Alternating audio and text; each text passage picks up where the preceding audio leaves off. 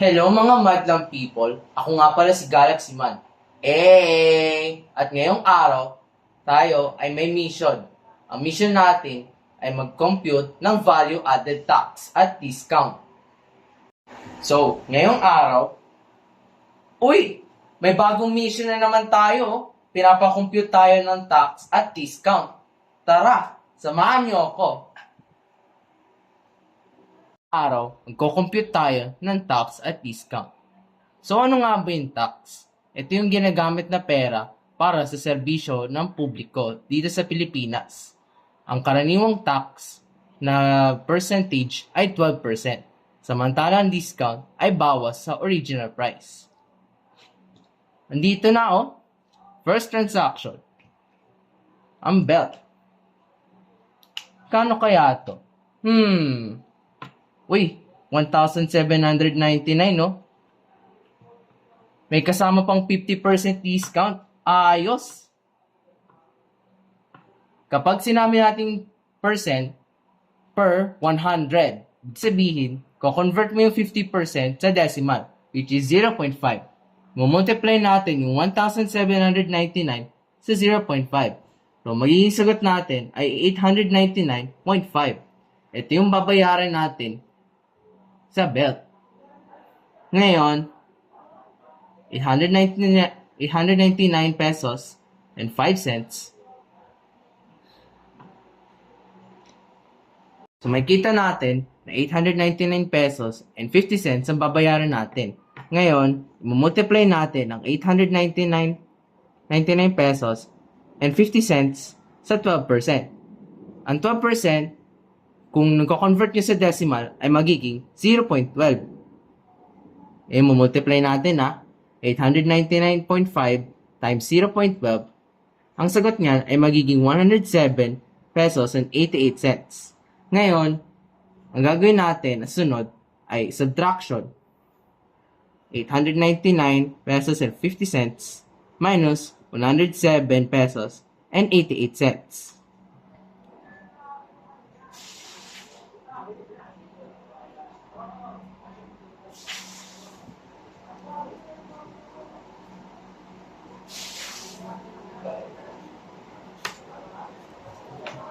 Ito talaga yung babayaran natin kapag wala ang value added tax na may kasamang discount na 50%. O di ba? Ang laki ng diferensya. So, ang sunod natin ay yung sofa. Naku, mukhang merong bibili na naman ng sofa para ito sa kanilang home renovation ata. Pero sige, compute natin. 122,950. Ito yung original price. Ang discounted price ay 110,655. Gagawin natin, magsasubtract para makakuha tayo ng discounted na price.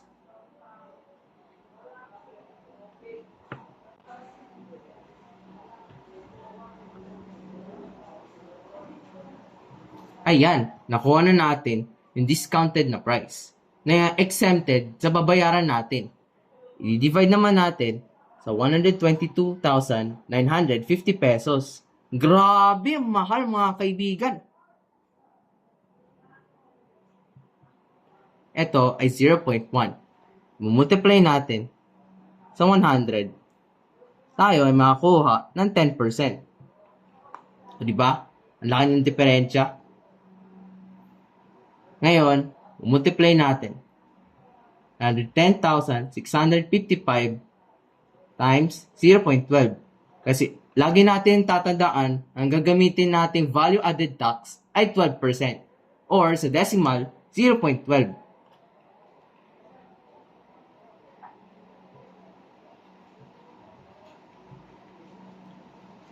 Ngayon, ang sunod nating proseso ay magsasubtract ulit ng 10,655 minus 13,278.60.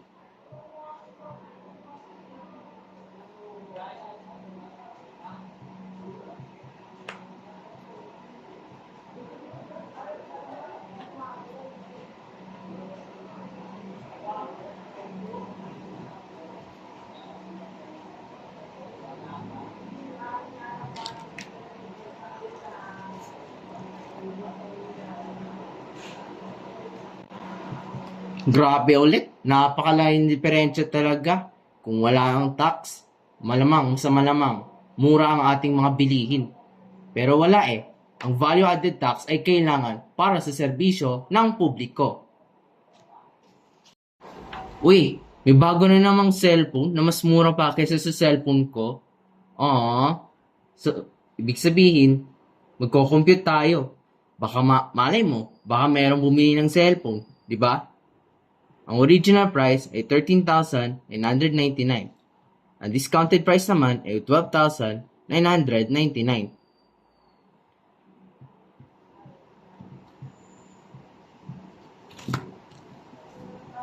Times 100 is equal to 7.14%.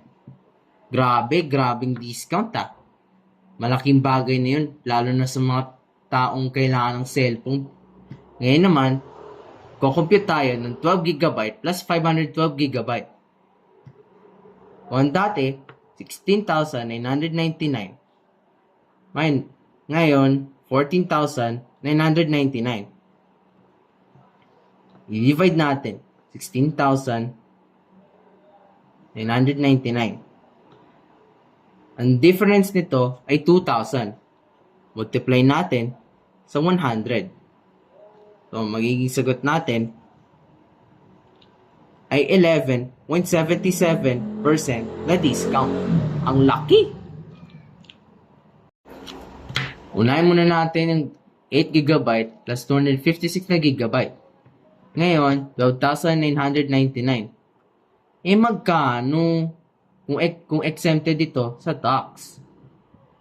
Times 0.12. Kakuha tayo ng 1,559 and 88 cents. Ngayon, isa-subtract natin 12,999 minus 1,559.88. Tara, samahan niyo ako mag-compute.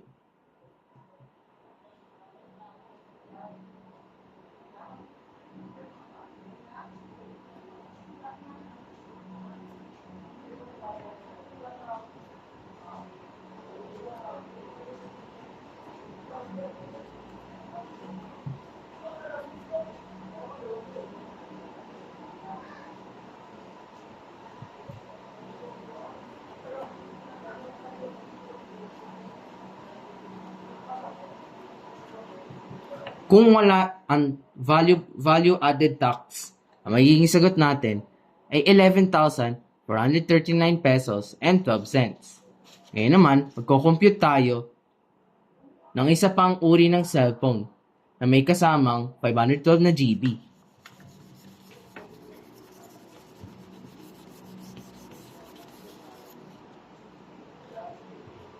$14,999 times 0.12. 1,799.88. Ngayon, magsasubtract tayo. 14,999 minus 1,799.88.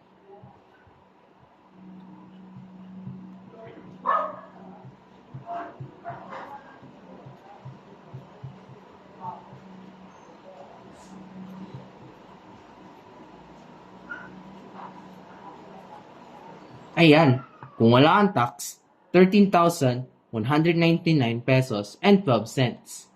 Laki talaga ng diferensya kung walang tax. Ang gagawin natin, 14,999. Imumultiply natin sa 0.12. 14,999 times 0.12 ay 1,799.88. Ngayon, ang gagawin natin, magsasubtract tayo ng 14,999 sa 1,799.88. 0 minus 8. Hindi pwede. Hihiram tayo. Magiging 9. So, magiging 10 siya. 10 minus 8, 2.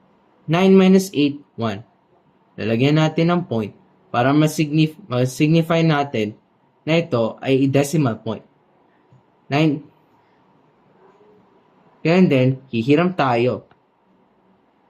18 minus 9 is 9. Hihiram pa tayo ng isa pa. At isa pa.